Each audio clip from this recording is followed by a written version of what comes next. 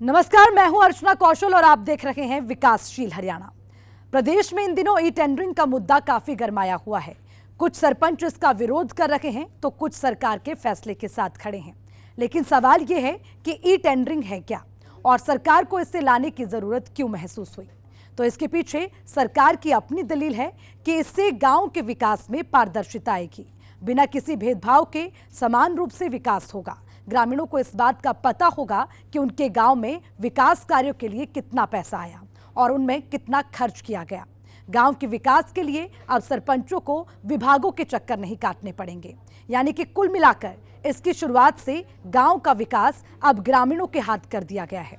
दरअसल मुख्यमंत्री मनोहर लाल का ये साफ मानना है कि बिना गांव के विकास के किसी भी लिहाज से प्रदेश की तरक्की संभव नहीं है। लिहाजा शहरों में बहने वाली विकास की बयार गांव तक भी पहुंचे, इसके लिए सरकार की ओर से कई और कदम उठाए गए हैं, जिसके बारे में हम आपको अपने इस खास प्रोग्राम के जरिए बताने वाले हैं। तो चलिए अगले आधे घंटे के लिए हम आपको विकासशील हरियाणा के सफर पर लिए चलते हैं और गांव की तरक्की के लिए उठाए गए मनोहर कदम के बारे में बताते हैं। प्रदेश में इन दिनों ई टेंडरिंग का मुद्दा छाया हुआ है। इसे लेकर कई जगहों पर विरोध प्रदर्शन भी देखने को मिल रहा है। लेकिन एक बड़ी हकीकत ये भी है कि अधिकांश सरपंच सरकार के इस फैसले के साथ खड़े हैं और मनोहर कदम की जमकर सराहना कर रहे हैं।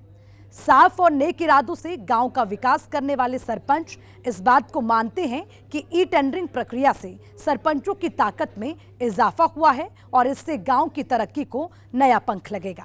ये रिपोर्ट देखिए। साल के शुरुआत में मनोहर सरकार ने ई टेंडरिंग के जरिए गांवों के विकास के लिए छोटी सरकार की शक्तियों में इजाफा किया। लेकिन कुछ सरपंचों को सरकार की ये बात बिल्कुल रास नहीं आई और वो विरोध स्वरूप सड़क पर उतर गए। लेकिन मुख्यमंत्री मनोहर लाल समेत पूरी सरकार ने भिन्न भिन्न माध्यमों का सहारा लेकर सरपंचों को ई टेंडरिंग के फायदे बताए और ये समझाने का प्रयास किया कि सरकार का फैसला सरपंच और ग्रामीणों के हित में है।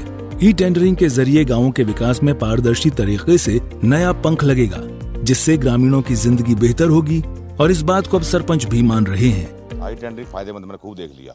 वो उनकी सोच समझ है, ये भाई अपने उनकी समझ में आ जाएगा, वो भी ठीक हो जाएंगे। मेरे को अच्छे लगा। मैंने गाँव का विकास करवाना है।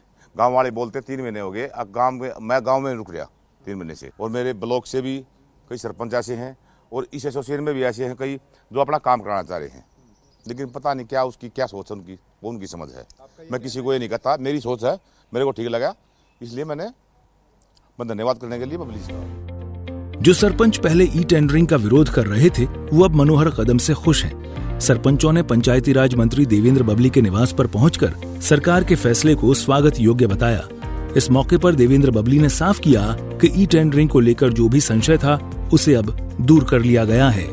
पहले मीटिंग के लिए सरपंच साहब हमारे पास भी आए थे, फिर माननीय मुख्यमंत्री के पास एक लंबी चर्चा के बाद, डिस्कशन के बाद एक फैसला सरकार ने ले लिया प्रदेश हित और जनहित का। कुछ मांगे जो सरकार करना भी चाहती थी, पहले से भी सरकार का मन था, उनको आश्वस्त कर दिया गया है। और आज वो धन्यवाद करने आए थे हमारे सरपंच साथी, और थोड़ी सी कुछ संशय थे, कुछ वो क्लियर करना चाहते थे काम को कैसे कराया जाए और कौन सा बजट कैसे खर्च हो। उस पर बैठ के हमने हमारी तरफ से भी क्लियर किया है। और जो ये पैसा हमारा PRI का गया था, उनकी एक रिक्वेस्ट ये भी थी कि ये हम कोशिश करके इस फाइनेंशियल ईयर में इसको यूटिलाइज करेंगे, इसके प्रस्ताव डाल के देंगे, तो इसको अगले साल पे ना किया जाए। वो हमने क्लियर कर देगी, अब इसके जल्दी से जल्दी करके प्रस्ताव डाल लें ताकि वो पैसा डेवलपमेंट के लिए गाँवों के कार्य में लग सके। पूरे प्रदेश से काफ़ी सरपंच शुरू दिन से हमारे टच में भी हैं, हमारे से मिलने भी आ रहे हैं, गांव के विकास कार्य की डिमांड भी कर रहे हैं। वहीं प्रदेश के मुखिया मनोहर लाल कई बार इस बात का जिक्र कर चुके हैं कि ई टेंडरिंग के जरिए पंचायतों की शक्तियों को बढ़ाया गया है, जिससे गांवों का विकास होगा। लेकिन चंद लोग राजनीति से प्रेरित होकर इसका विरोध कर रहे हैं। हमने इस बार जितनी भी शक्तियां सरपंचों की होती हैं, उनको पहले तो बहुत सीमित शक्तियां होती थी, उनको पूरा बढ़ा दिया है। और अब इस बार से जो स्थानीय निकायों के जितने भी बजट्स होते हैं, जितने उनके फंड्स होते हैं, पहले उसमें कुछ वो उपयोग करते थे, कुछ प्रदेश उपयोग करता था। प्रदेश में डायरेक्टर, सेक्रेटरीज, वहां तक फाइलें चलती थी और महीनों महीने बड़े कामों के लिए तो सैंक्शन में लग जाते थे। अब जितना पैसा बजट का उनका है, निश्चित है, उसके परसेंटेज है, मात्रा है, वो पैसा साल के शुरू में ही तय कर दिया जाएगा कि किस किस क्वार्टर में कितना कितना पैसा भेजना है, उतना हम भेजते रहेंगे। और सरपंच या पंचायत समिति या जिला परिषद उसके एडमिनिस्ट्रेटिव अप्रूवल वहां प्रस्ताव पारित करने के बाद अपने आप देंगे। पंचायती राज व्यवस्थाएं पहले भी थी, लेकिन हमने आने के बाद कई परिवर्तन किए उसमें, और बड़ा परिवर्तन उसमें आपको ध्यान में है, ये पंचायतें पढ़ी लिखी होनी चाहिए।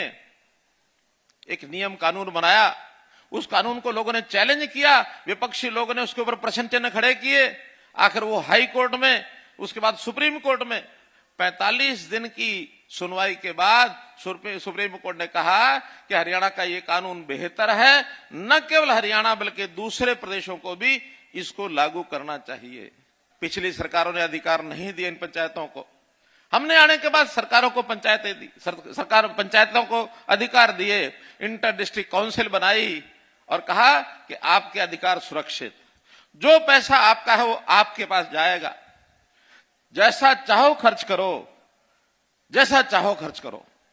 और उसमें निश्चित किसी को 20 लाख छोटा गांव है, बड़ा लाख गांव है, 30 लाख, 40 लाख, 50 लाख, 1 करोड़, 2 करोड़, 3 करोड़, बड़े बड़े गांव भी हैं, 30-30, 40-40 हजार की आबादी के हैं। 30-40 हजार की अगर आबादी होगी उसको 7-8 करोड़ रुपया भी मिलता है। तो ये गांव अपने आप अपना प्रस्ताव पारित करें और अपने काम अपने आप कराएं। क्या कराना क्या नहीं कराना ये कराएं। पारदर्शिता लाने के लिए एक डिमांड थी सब तरफ से, बल्कि केंद्र सरकार की ओर से निर्देश था कि केंद्र सरकार पैसा तभी भेजेगी जब पारदर्शी तरीके से काम होगा, ये आने वाली शिकायतें नहीं आनी चाहिए। तो हमने उसमें पारदर्शिता का पैमाना लागू किया। आज खुश है जनता, सब खुश है, क्योंकि हमने सारे अधिकार दिए। अब आपकी फाइल कोई दिल्ली की तरफ मुंह नहीं करेगी, ना डायरेक्टर के पास जाएगी, ना सेक्रेटरी के पास जाएगी।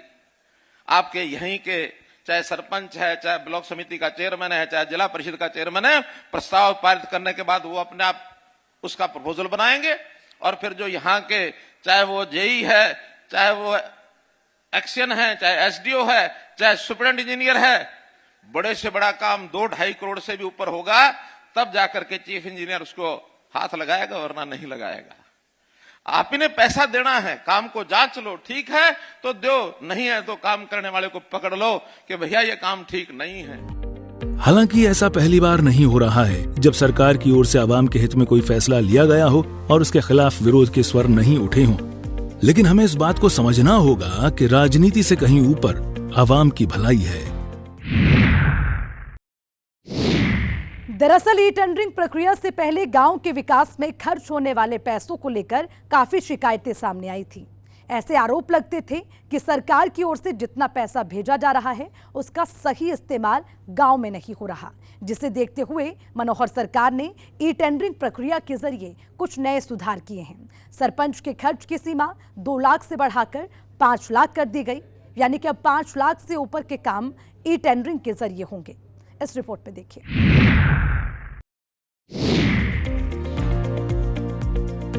मुख्यमंत्री मनोहर लाल कई बार इस बात का जिक्र कर चुके हैं कि बिना गांवों के विकास के शहर का विकास संभव नहीं है। लिहाजा पंचायती राज संस्थान को मजबूत और पारदर्शी बनाने के लिए ई टेंडरिंग प्रक्रिया की शुरुआत की गई है, ताकि अब पंच और सरपंच अपने स्तर पर फैसले लेकर पारदर्शी तरीके से गांवों का विकास कर सकें। सरकार के इस फैसले से गांव का पैसा कहां और किस रूप में खर्च किया जाना है खुद सरपंच, पंचायत समिति चेयरमैन और जिला परिषद चेयरमैन आपसी सहमति से तय करेंगे। मुख्यमंत्री मनोहर लाल का मानना है कि पहले गांवों के विकास के लिए फाइलें टेबल पर धूल फांकती रह जाती थीं, लेकिन अब ऐसा नहीं होगा। सरकार की ओर से जारी एक एक पैसा स्थानीय जनप्रतिनिधि अपनी मर्जी से खर्च कर सकेंगे। हरियाणा सरकार ने ई टेंडरिंग पर अपने मनोहर फैसले का जिक्र करते हुए बताया कि सरपंचों के खर्च की सीमा 2 लाख से 5 लाख रुपए कर दी गई है। 5 लाख से ऊपर के काम ई टेंडरिंग से होंगे। कोटेशन के काम की मैक्सिमम लिमिट 25 लाख रुपए कर दी गई है। छोटी पंचायतों का पैरामीटर अलग करने का फैसला लिया गया। कोटेशन के काम 50% से ज्यादा नहीं करवाए जाएंगे। मनोहर सरकार ने बताया कि कोटेशन के काम की जिम्मेदारी सरपंच की होगी। मनोहर फैसले में बताया गया कि 1 अप्रैल से सरपंचों का मानदेय 5,000 रुपए किया जाएगा, वहीं पंचों का मानदेय 1,600 रुपए किया जाएगा। सरपंचों और पंचों को डीए देने की भी मंजूरी मनोहर सरकार ने दी है। बिजली के बिलों पर 2% का कर भी पंचायत को मिलेगा। साथ ही संपत्ति की बिक्री का 1% पैसा ग्राम पंचायतों को मिलेगा। छोटी पंचायतों में 20 लाख तक के प्रस्ताव पर 5 लाख रुपए छोड़े जाएंगे। बड़ी पंचायतों में 25 लाख के प्रस्ताव पर 10 लाख रुपए छोड़े जाएंगे, जिसे लेकर कुल 6,217 पंचायतें और 5,048 पंचायतों ने प्रस्ताव डाला है। अभी तो सरपंच, क्योंकि सरपंचों का जब चुनाव हुआ उस समय भी कुछ बातें हमने घोषित की थी। एक विचार ऐसा इस बार बना था कि ये सारे काम जनता के जो लिए काम किए जाते हैं उनको अधिक से अधिक पारदर्शी बनाना और जो काम ठीक न करे उसको जवाबदेह बनाना, इसका भी हमने एक अभियान लिया है। जितना पैसा हम भेजेंगे, अब चूंकि टेक्नोलॉजी का जमाना आ गया है तो टेक्नोलॉजी से हर चीज को मॉनिटर भी किया जा सकता है। वो समय अब खत्म हो गया कि जब कोई प्रधानमंत्री भी ये कहता था कि 1 रुपया ऊपर से भेजा जाता, नीचे 15 पैसे पहुंचते हैं। अब तो टेक्निकली 1 रुपया अगर भेजा जाएगा तो 1 ही रुपया खाते में नीचे जाएगा, बीच में कोई स्कोप नहीं है उसमें से कोई एक भी पैसा निकाल ले। इसलिए उस पारदर्शिता को लाने के लिए ई टेंडरिंग की व्यवस्था हमने शुरू की थी। और ई टेंडरिंग की व्यवस्था में एक लिमिट, जो कि पहले तो तकरीबन बड़ी राशि का काम सरपंच ई टेंडरिंग के बिना ही करवाते थे, लेकिन इस बार एक लिमिट लगाई थी हमने पहले तो 2 लाख रुपए की, कि 2 लाख रुपए से नीचे के जो काम है वो लोग कोटेशन के आधार पर करा सकते हैं। 2 लाख या इससे ऊपर के काम सारे ई टेंडरिंग पर होंगे। अब थोड़ा विवाद हुआ कि नहीं 2 लाख रुपए बहुत कम है, इससे तो शायद एक गली भी नहीं बनती है, फिर हमें अलग अलग से छोटे छोटे काम कराने पड़ते हैं। उनकी मांग को ध्यान में रखते हुए, मांग तो बहुत ज्यादा थी, लेकिन हमने सब विचार विमर्श करने के बाद बहुत से सरपंचों से अलग अलग भी बात हुई, जनता के लोगों से भी बात हुई। सो फॉर सो अभी 2 दिन पहले हिसार में किसानों का एक मेला था, कृषि मेला। कृषि मेला में लगभग 10,000 से ऊपर संख्या थी जहां मेरा संबोधन हुआ, और मैंने खुल करके पूछा, मैंने कहा ये ई टेंडरिंग के विषय में हमको जो हमारा स्टैंड है ठीक है कि नहीं है। तो सब ने हाथ खड़े करके और खूब तालियां बजाकर कहा कि ये बहुत अच्छा स्टेप है, इससे भ्रष्टाचार भी रुकेगा, पारदर्शिता भी होगी, काम करने वाले लोगों को, नए लोगों को भरने का भी अवसर मिलेगा, वरना तो वही फिर अपने अपने लोग और घूम घाम के उन्हीं को काम मिलता वही करते हैं, दूसरे नए आदमी को आने का अवसर मिलता नहीं है। तो ई टेंडरिंग के कई फायदे हमारे हैं। तो उसमें से मैं ये तो नहीं कह सकता कि हर एक सरपंच मान गया होगा, लेकिन अधिकांश सरपंचों ने हमारी बात मान करके और काम कराने शुरू कर दिए हैं। हमने इसमें थोड़ा उनकी डिमांड को ध्यान में रखते हुए अभी निर्णय लिया है कि ये 2 लाख की बजाय इस लिमिट को हम 5 लाख रुपया कर रहे हैं, और 5 लाख रुपए तक के काम वो कोटेशन के आधार पर करेंगे। 5 लाख से ऊपर के काम सभी ई टेंडरिंग से होंगे। मुख्यमंत्री मनोहर लाल का मानना है कि जो भी विकास कार्य किए जाएंगे वो ऑडिट के सिस्टम से होंगे। एस्टीमेट, बिल, भुगतान कॉमन पोर्टल से होंगे। रेट की बात पर मुख्यमंत्री मनोहर लाल ने जिक्र किया कि HSR रेट और DC रेट के बीच समन्वय बनाया जाएगा। लोकल लेवल पर DC रेट बनाए गए हैं और HSR रेट को जिला स्तर पर बनाकर नोटिफाई किया जाएगा, जिससे विकास कार्यों में काफी पारदर्शिता दिखाई देगी।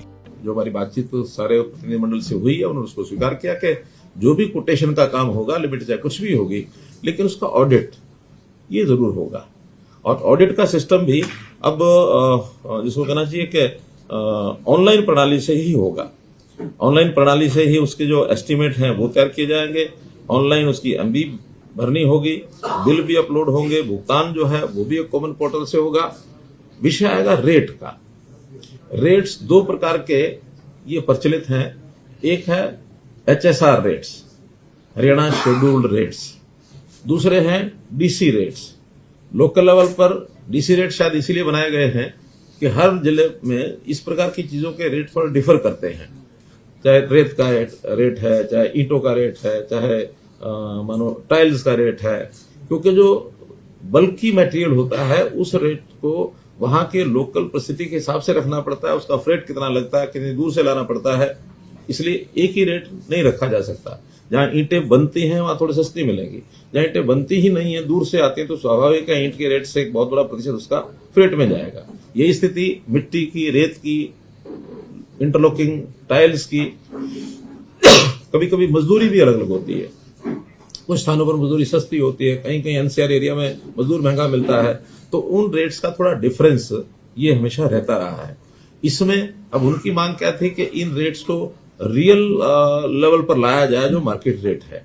हमने निर्णय करके उनको बता दिया है कि कुछ आइटम्स, खास करके जैसे इंटरलॉकिंग आइटम्स हैं या ईंटें हैं, जो एक स्टैंडर्ड कुछ तय किया जा सकता है उसका, इसका रेट कंट्रैक्ट करेंगे हर जिले का। ब्लॉक का है जिले का? सर जिले का है सर। जैसे ब्लॉक लेवल पे अगर कोई वेरिएशन आती है तो कैप्चर करते हैं, बट ये डीसी रेट जो ब्लॉक लेवल पे करते हैं, इंटरलॉकिंग का जो रेट कॉन्ट्रैक्ट करेंगे वो डिस्ट्रिक्ट लेवल पर ही रेट कॉन्ट्रैक्ट होगा। उस रेट से सस्ता कोई लेना चाहे लेके लगा सकता है। क्वालिटी जो तय होगी, उसका पैरामीटर तय होगा, वही ली जाएगी। लेकिन अगर कोई व्यक्ति किसी व्यक्ति से कुछ नेगोशिएशन करके सस्ता भी लेना चाहता तो ले सकता है, लेकिन मैक्सिमम रेट वही होगा जो रेट कॉन्ट्रैक्ट होगा। रेट कॉन्ट्रैक्ट में जो पार्टीज टेंडर करेंगी, जो उसमें पार्टिसिपेट करेंगी और रेट मैचिंग जो करेंगी L1 को, उनको सबको सप्लाई करने का अवसर दिया जाएगा। किसी से भी मटेरियल जो है वो लिया जा सकता है। विकास कार्यों में आने वाली समस्याओं का समाधान किए जाने को लेकर प्रदेश सरकार तत्पर है। पंचायतों में मनोहर काम के लिए सरकार सजग है। हरियाणा सरकार का मानना है कि पहले कई ऐसी शिकायतें आती थीं कि सरकार की ओर से पैसा भेज दिया जाता था, लेकिन वो कहां और किस रूप में खर्च हो रहा है, इसका कोई लेखा जोखा किसी के पास नहीं होता था, जिसका असर गाँव के विकास पर पड़ना स्वाभाविक था। लेकिन सरकार के इस कदम से अब न सिर्फ काम में पारदर्शिता आएगी, बल्कि नए लोगों को भी काम का मौका मिलेगा। मनोहर लाल का मानना है कि सरकार का ये कदम पंचायती राज संस्था को मजबूत बनाने के लिए है।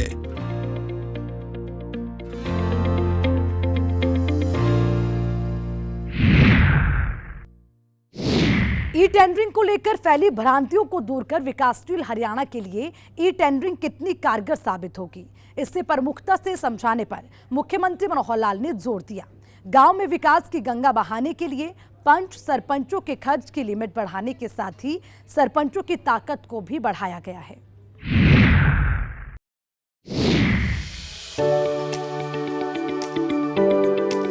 ई टेंडरिंग विकासशील हरियाणा के लिए कितनी कारगर होगी, इसे प्रमुखता से समझाने पर मुख्यमंत्री मनोहर लाल ने जोर दिया। पंच सरपंचों के खर्च की लिमिट बढ़ाने के साथ ही मुख्यमंत्री मनोहर लाल ने सरपंचों की ताकत बढ़ाने का काम किया है। हरियाणा के मुख्यमंत्री मनोहर लाल ने सरपंचों को एक और बड़ा तोहफा देते हुए ग्राम सचिव की ACR लिखने का अधिकार भी सरपंचों को दे दिया है। मुख्यमंत्री मनोहर लाल का मानना है कि विपक्ष ई टेंडरिंग को लेकर केवल भ्रांतियां फैला रहा है, जबकि इस व्यवस्था से कामों में पारदर्शिता आएगी। इसी प्रकार ग्राम सचिव की जो ACR लिखी जाएगी, उस ACR पर भी सरपंच को अपनी टिप्पणी देने का अधिकार होगा कि उस ग्राम सचिव का व्यवहार कैसा है। उसके लिए एक रिमार्क्स के लिए, और वो रिमार्क्स देख करके ही उसकी ACR जो अधिकारी है उसको हिसाब से लिखेंगे। प्रदेश के मुख्यमंत्री मनोहर लाल ने पंचायती राज व्यवस्था को सुधारने के लिए CEO की भर्तियां शुरू की हैं। पंचायती राज में पहले CEO की भर्तियां नहीं की जाती थीं। इस मनोहर नियुक्ति से पंचायतों में कामों को और बेहतर करने में मदद मिलेगी। मुख्यमंत्री मनोहर लाल ने बताया कि सरकार पंचायतों को सशक्त करने का काम कर रही है। पंचायती राज व्यवस्था सुधारने और संवारने के लिए जो मनोहर वादे किए गए हैं, उनमें पारदर्शिता लाने के लिए CEO जिला परिषद की नियुक्ति की जाएगी। जिला परिषद, पंचायत समिति, पंचायतों की तिमाही के लिए 1100 करोड़ रुपए अलॉट किए गए। काम की क्वालिटी के लिए सरकार ने इंजीनियरिंग विंग बनाने का फैसला लिया। वहीं साल में 25 लाख के काम कोटेशन के आधार पर होंगे। छोटी पंचायत होने पर 50% बजट का भी प्रयोग किया जाएगा। हर काम का ऑनलाइन ऑडिट भी किया जाएगा। ग्राम सचिव की ACR लिखने का सरपंचों को अधिकार दिया जाएगा। सरपंचों और पंचों का मानदेय DA की तर्ज पर हर 6 महीने में बढ़ेगा। वहीं ई टेंडरिंग के काम की जिम्मेदारी अब अधिकारी की होगी। कोटेशन के आधार पर होने वाले काम की जिम्मेदारी भी अब सरपंच की होगी। कुछ जो भ्रांतियां हैं या कई तरह के विषय चले पिछले दिनों में, केवल उसको स्पष्ट करने के लिए और आपके सामने विषय में रख रहा हूं। आपको कोई बात उसमें लगती है तो जरूर बाद में पूछें। पहली बात तो है कि जो पंचायती राज सिस्टम है, ये 3 टियर सिस्टम है, और 3 टियर सिस्टम में जिला परिषद है, पंचायत समितियां और ग्राम पंचायतें। कहीं एक मैसेज ये जाता है कि पंचायती राज में केवल पंचायतें ही आती हैं और पंचायतों में भी केवल सरपंच राज जो होता है वही होता है। तो पहली बात तो ये 3 टियर है। दूसरा, ये सरपंच राज के बजाय पंचायती राज, इस पर चलने का एक सिस्टम, क्योंकि हम इनको अधिक से अधिक ताकतें नीचे ग्राउंड लेवल पर दें, उसके लिए पिछले कुछ सालों से लगातार प्रयत्न कर रहे हैं। जैसा इंटर डिस्ट्रिक्ट काउंसिल के माध्यम से, जिला परिषद के CEOs के माध्यम से, CEOs की नियुक्ति भी हमने आकर की थी। पहले कोई CEOs की नियुक्ति नहीं होती थी, अब CEOs को भी लगाया गया है। और जिला परिषदों को उनको अलग से इंजीनियरिंग डिपार्टमेंट भी उनके लिए खड़ा किया जा रहा है, उनकी कैपेसिटी बिल्डिंग भी कराई जा रही है। सबसे पहले तो इसमें हमने पिछले दिनों में सीईओज और जिला परिषद के चेयरमैन इनकी बुला करके दिन भर एक मीटिंग की थी और उसमें कुछ बातें और हमने आगे बढ़ाई है।